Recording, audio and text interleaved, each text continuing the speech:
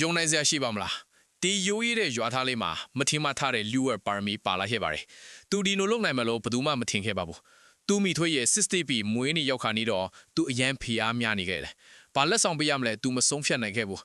ရပ်ပေါင်းများစွာသူအကြံထုတ်ခဲ့ပေမဲ့ထူးခြားတဲ့လက်ဆောင်တစ်ခုမှစဉ်းစားလို့မရခဲ့ပါဘူးဒီနေ့မှာတော့မိဖို့ကြောင့်တဲ့မှာထင်လောက်ဖို့ထားတဲ့တစ်တုံးတုံးကိုသူတွေ့သွားခဲ့ပါတယ်အဲ့ဒီမှာသူအကြံရသွားတယ်ဒီတစ်တုံးကိုအရေးပဲရှိတဲ့လက်ဆောင်ဖေဖန်တီးဖို့ဆုံးဖြတ်လိုက်တယ်ဒါကိုသူ့မိမတီးသွားတော့သူ့ကိုဒေါသတကြီးနဲ့အော်ဟစ်ဆဲဆိုခဲ့ပါတယ်အတုံးမကျတဲ့အလုပ်တွေနဲ့အချိန်ဖြုံးနေလေဆိုပြီး9ရက်တိတိအိယာမဝင်ဖို့အမိတ်ပေးခဲ့ပါတယ်ဒါပေမဲ့ဒီလူတွေကဇွဲမလျှော့ခဲ့ပါလို့ဒီတစ်တုံးလေးထဲမှာအကန့်အသတ်မရှိတဲ့တန်ဖိုးတွေရှိနေတယ်လို့သူယုံကြည်ထားလို့ပါနောက်ဆုံးမှာတော့သူ့ရဲ့ဒေချာတဲ့လက်မှုပညာကြောင့်အချိုးသက်လက်ရထွက်ပေါ်လာချိန်မှာအားလုံးအံ့ဩသွားကြတယ်တာမန်တစ်တုံးလေးကနေပြတိုင်မှာပြသရလောက်တဲ့အမှုပညာဖြစ်စီဖြစ်လာတယ်သူ့မိမဆိုစကားမပြောနိုင်ပဲယောဟမဖြစ်သူကလည်းသူ့ပါရမီကိုချီးကျူးခဲ့တယ်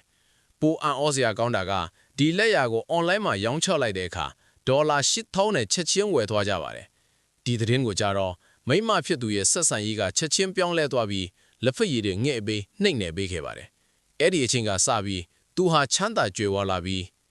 ဘဝရဲ့ထိတ်တန့်ကိုရောက်ရှိသွားခဲ့ပါတယ်ကဲခုဆိုရင်ဒီစွန့်ပစ်ပင်စီကနေဒေါ်လာ8000နဲ့အမှုပညာဘလို့ဖြစ်လာလဲအစအဆုံးကြည့်လိုက်ရအောင်ပထမဆုံးအနေနဲ့သူကတစ်တုံးကိုလိုအပ်တဲ့ပုံစံရအောင်တေချာဖြတ်တော့ပါတယ်ဒီပိုင်းဟာအရန်ကိုအရေးကြီးတဲ့အစ်စ်မှာပြီးတော့ဆက်ကိုတုံးပြီးအချို့အစားကြာနာအောင်ပုံဖော်ယူရပါတယ်တစ်သားရဲ့အကြောတွေကိုတဘာဝအတန်းပေါ်လွင်ဖို့တေးသေးချာချာလေးပွတ်တိုက်ပေးရပါတယ်ဒီလိုလှုပ်ဆောင်ရမှာအာယုံစူးစိုက်မှုကအမကန်ပါပဲမလိုတဲ့အပိုင်းတွေကိုဖယ်ရှားပြီးအနုစိတ်ဒီဇိုင်းတွေပေါ်လာပါတယ်ဒီစမှာဆိုရင်တော့အလွန်လှပစမ်းတက်တဲ့ထူးခြားတဲ့ပန်အိုလေးအချော့သက်ပြီးစီသွားပါပြီဗီဒီယိုကမိနစ်ပိုင်းလာကြာမြင့်ပေမဲ့ဒီလူငယ်လေးဟာဒီလက်ရတဲ့အချိန်9946နာရီအချိန်ယူပြန်လှုပ်ဆောင်ခဲ့ရပါတယ်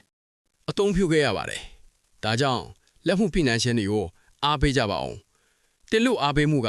ဆက်လက်ဖန်တီးဖို့ခွန်အားပါကျေးဇူးတင်ပါတယ်ဒီပန်အိုလေးကိုအမှတ်ပေးလို့ရမလားအမြင့်ဆုံးအမှတ်100ဆိုရင်ဘယ်လောက်ပေးမလဲအောက်မှာ comment ရေးပေးပါ